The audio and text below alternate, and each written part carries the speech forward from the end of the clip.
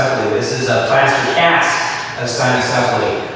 It was collected from Mongolia way back when, I can't remember exactly when, and kind of got lost-ish in the American Museum of Natural History's collections. They got a huge collection, so I don't blame them for losing it for a while. But it turned up again, and they tried to figure out what was going on with it. For a long time, it was referred to Stegosaurus, which you can see here at the park. Or there's a little bit more of a story there than I can tell right now, but it was referred to Troodon. Troodon was once considered Pachycephalosaur, and the whole Pachycephalosaur group were called the Troodontids, and that got shuffled around quite a bit as new discoveries turned up. So, and all that because they have really similar teeth in certain ways. But this is a part of the head. That's usually what you find on these bone-headed dinosaurs, because these are the thickest parts.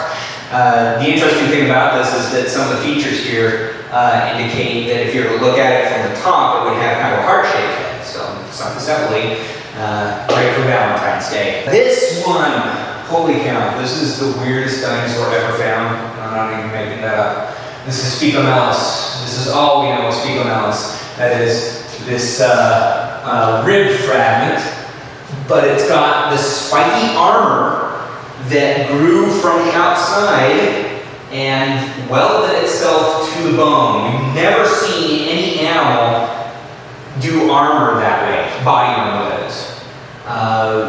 Really, really weird. We got enough of it to kind of see how that growth happened, and that's what you're seeing down here are these cross sections of the bone to see how it was growing. So they did some comparison with that. This is considered to be kind of an early experiment in the evolution of the armored dinosaurs. So this is from the, Middle Jurassic of Africa? Morocco specifically. Yeah, Middle Jurassic. And his name means spiked collar, for obvious reasons. Spiked collar isn't like a dog collar, but this would have had a rib cage made out of dog collars. So I really hope that they find more fossils of this taxon at some point, because this is just tantalizingly bizarre. So let's talk about Stegosaurus.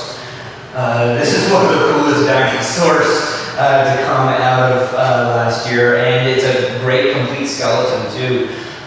This is from, you'll understand when we get to the tail, which is right here. This is an ankylosaur, but you can see it doesn't have a club on the end of the tail. Instead, it's got this kind of odd, bony sort of a blade that resembles something called Macoweedle. Macoweedle is a kind of a sword-like or club-like weapon that was used by the Aztecs, kind of a piece of wood like a baseball bat, but it's got these obsidian blades stuck into it, and this is the Macoweedle of Stegosaurus.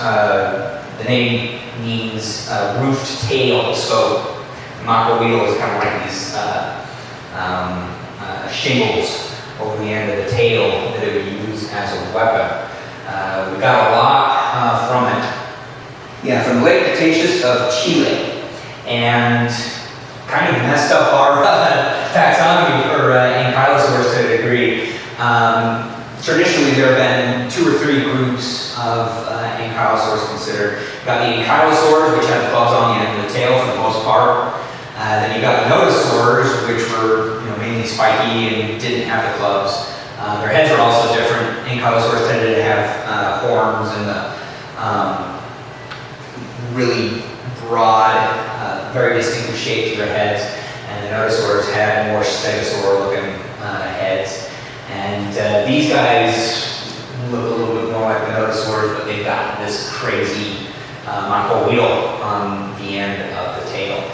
Now, there are 2 other armored dinosaurs from the southern hemisphere that, when they did the phylogenetic analysis for this, kind of grouped with Stegosaurus, and they would be Antarcticata from Antarctica, and Carcardontosaurus from Australia. And because of that affinity there, that family resemblance, and the fact that we didn't find the tails on those guys, that suggests that maybe they had microneedles on their tails too. So that kind of has to change how we do our paleo art of these guys. I would really like one of them to be at the park, because that's one of the coolest dinosaur weapons out there. Oh, this guy's awesome. This is Flavalophus. And with a name like that, it's definitely Aztec based, so we're talking about like from Mexico, thereabouts. But this is a member of the Parasaurolophus tribe. Parasaurolophus, of course, you can see here at the park. And notably, the crest is going to be a different shape. Instead of having kind of that tube coming out of the back of the head, it's got more of like a giant comma coming out of the back of the head. It's named Flavalophus based on the Aztec word, or rather Aztec glyph for word. It kind of has that comma sort of look and shape to it. You can check this guy, the full story, out on our blog at dinosaurpark.org. I had to write about this last year because there was a lot of misinformation going on about Ulubesaurus. This is another dinosaur out of Uzbekistan, and it's a Carcardontosaur. As you can see, we really didn't get much of it, mainly just the maxilla there. It was enough to kind of estimate its size. Kind of the Reader's Digest version of the story, though, is that, since this is a Carcardontosaur from, I think, the early Cretaceous, it would have been more along the lines of the apex predator sort of niche. It really was only about like 25 feet long, so not even terribly big for a Carcardontosaur, kind of more in the middle to average size.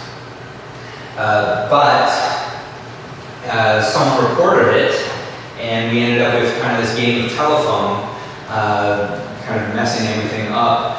At the time, the Carcardontosaurs being in that apex predator niche, they were kind of the big guys, and they had this brute force sort of strategy. And the Tyrannosaurs, or rather the Tyrannosauroids, they were the small, speedy animals, and that was their strategy to predation. And so someone mentioned that this guy was 5 times the size of any Tyrannosauroid, or probably said Tyrannosaur, that was living at the time. But someone heard 5 times the size of Tyrannosaur and thought 5 times the size of Tyrannosaurus rex. And so what we ended up with was some reporting that made Ulubesaurus out to be something like the Calvinosaurus from Calvin and Hobbes comics, of being just impossibly huge and 100 feet long. No, what would be 5 times? Yeah, we're talking more like 200 feet long and weighing, 35 tons, something like that. No, that's not the case. It's kind of unfortunate. I mean, we can't say too much about this guy because it's just an axilla, but it's a cool Carcardontosaur from Uzbekistan. And we're going to see a lot more dinosaur species coming out of there, because we're just starting to explore that area. This would be Vectiraptor. Vecti is an old name for the Isle of Wight, so this is our last Isle of Wight dinosaur here. And it is a member of the Dromaeosaurs, and really all we found were a few back bones. That's it. But they have some really unusual features on them, so definitely distinctive. We just can't really say too much more about Vectiraptor other than he was about a mid-sized raptor from the early Cretaceous of the Isle of Wight.